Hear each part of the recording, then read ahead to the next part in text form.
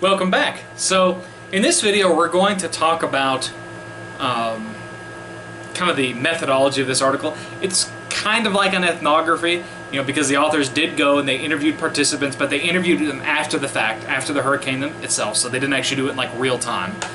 It's pretty hard to plan a research project around an upcoming hurricane, right?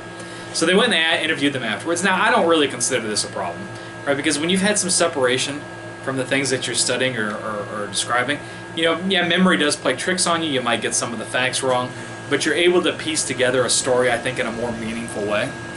So basically what they did is a bunch of interviews. They spoke to a lot of people, and they all tended to be friends of both of the authors of this paper. They did point out that there were very few women that they interviewed in this project, but that's not because of any sort of gender discrimination. It's just they didn't know a lot of women from their own personal network that were involved in this process. So they did talk about the fact that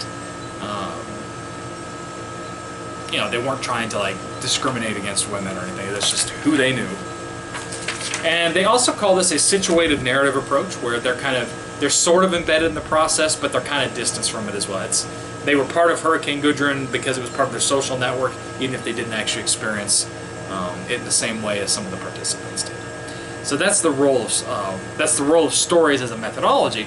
And of course, this paper is told as a story as well, and I think it does a really good job at helping us as the readers relate to the events at hand. I mean, these are some gripping narratives, and I'll read some of it as we progress in this playlist. But I mean, these are really interesting stories, and I think we can all relate to them once we hear them.